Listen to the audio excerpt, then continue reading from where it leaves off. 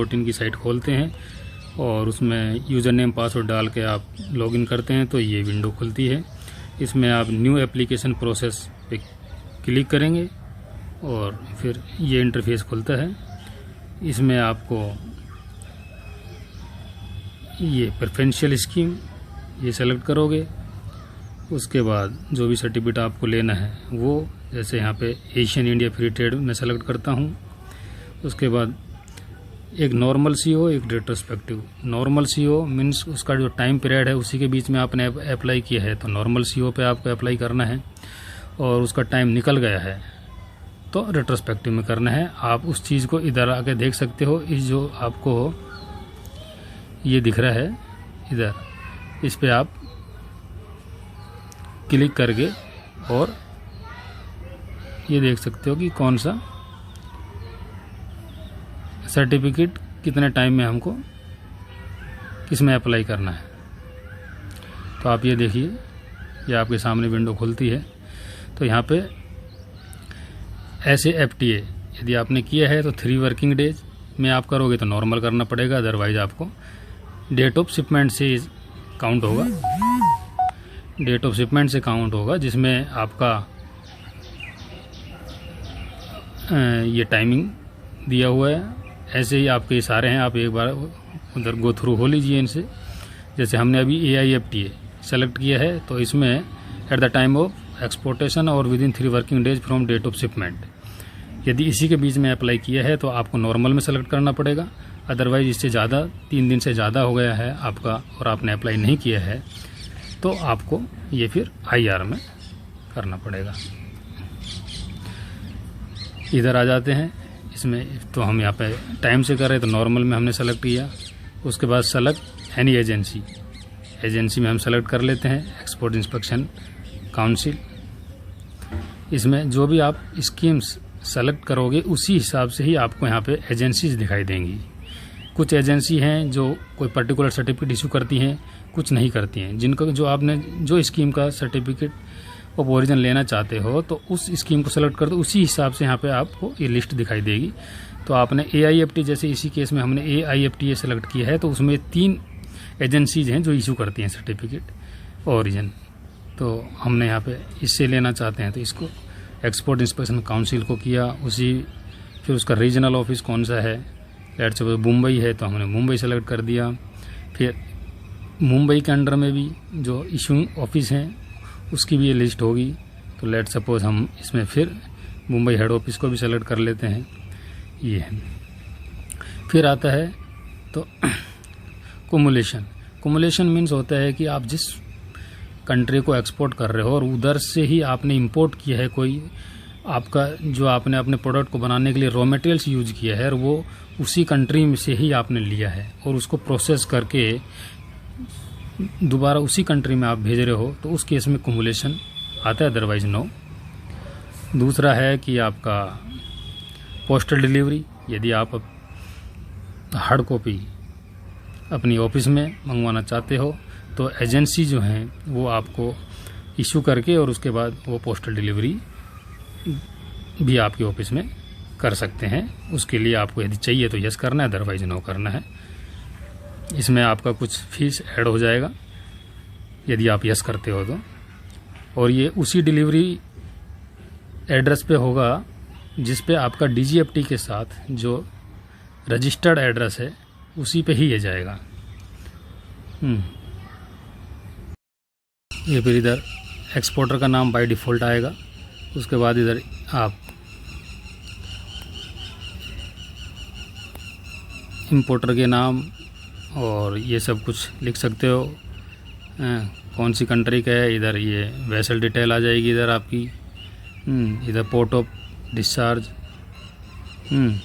फिर ये third country invoicing है। थर्ड कंट्री इन्वॉइसिंग कुछ एक्सपोर्टर की थर्ड कंट्री इन्वॉइसिंग होती है तो उस केस में आपको यहाँ पे थर्ड कंट्री इन्वॉइस का थर्ड कंट्री का नेम एंड एड्रेस और उसका FOB और इन्वॉइस नंबर और डेट मस्ट होता है। ये भी ज़रूरी होता है सर्टिफिकेट ओरिजिन में। तो आपको कैसे लिखना है, उसका थर्ड कंट्री का इन्वॉइस नंबर, इन्वॉइस डेट, जैसे यहाँ पे आप यहाँ पे लिखा हुआ है enter third invoice name, enter third invoice name. तो ये यहाँ पे आपको क्या लिखना है कि यहाँ पे पहले लिखना है थर्ड कंट्री। यहाँ पे थर्ड कंट्री लिख के और फिर थर्ड कंट्री का जो भी इनवॉइस है वो और डेट ऐसे लिखना है। फिर इधर से आप सेलेक्ट कंट्री कर सकते हैं, यहाँ से सेलेक्ट कंट्री हो जाएगी जो भी आपका थर्ड कंट्री इनवॉइस होगा। ऐसे नेम और एड्रेस थर्ड कंट्री का डालना है, तो इधर भी आप वही लिख सकते हो। पहले यहाँ पे आप थर्ड कंट्री लिख दोगे,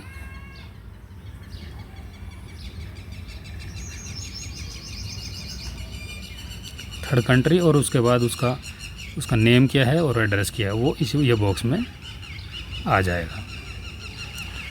ये थोड़ा ध्यान रखना है।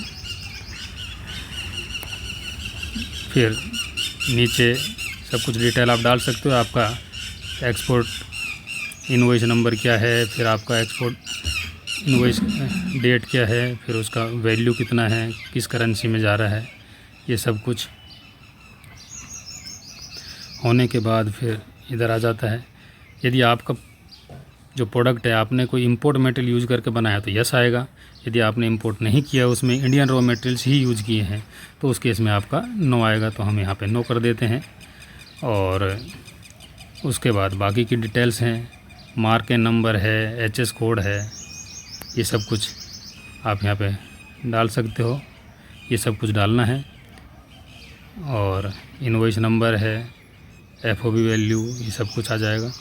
अब एक और यहाँ पे कोई कन्फ्यूज़न नहीं है, लेकिन यदि किसी का थर्ड कंट्री का इनवॉइस है तो वो इधर अपना पहले खुद का इनवॉइस वैल्यू लिखेगा। लेट सपोज वहाँ पे उसका 1000, तो इधर भी उसको थर्ड कंट्री इनवॉइस लिखना है। थर्ड कंट्री कैसे, थर्ड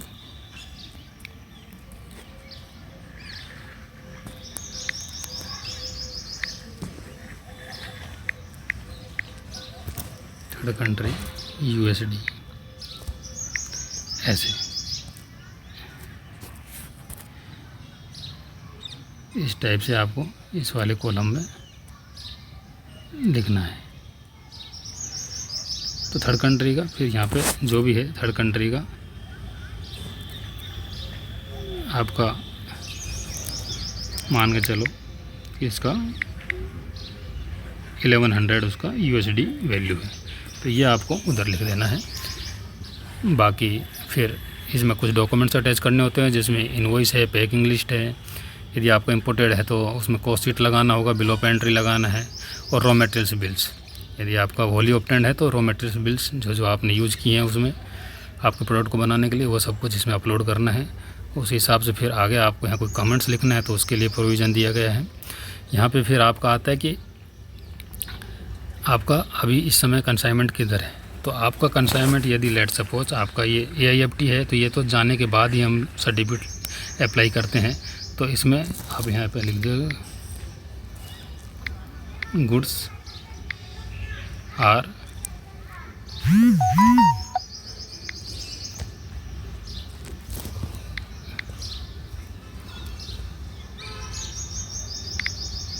गुड आर शिप्ड, ऐसे आपने लिख दिया क्योंकि ऑलरेडी हमारा कार्गो चला गया है। फिर एक ये आता है ओरिजिन रिक्वायरमेंट बॉक्स, इसमें है, इसमें आपको लिखना है यदि आपने इंपोर्टेड मटेरियल नहीं यूज़ किया है तो goods are wholly obtained in India and meets the rules of origin of AIFT, ये लिखना है। और इसी केस में यदि लेट सपोज आपका इंपोर्टेड रॉ मटेरियल है और उसको यूज़ करके आपने आपका प्रोडक्ट बनाया है और एक्सपोर्ट किया है, तो उस केस में आपको यहाँ पे थोड़ा चेंज हो जाएगा। यहाँ पर sufficiently processed in India and meets the rule of origin of AIFT, ये थोड़ा है, सफिशिएंटली प्रोसेस होना चाहिए आपका प्रोडक्ट, तभी आपकी ओरिजिन रिक्वायरमेंट फुलफ़िल होंगी। और इसमें सपोर्टिंग डॉक्यूमेंट्स में मान के चलो आपने जो भी अटैच किया है तो वो यहाँ पे डाल देना है। जैसे आपका इनवॉइस हो गया, फिर आपने कोई उसके साथ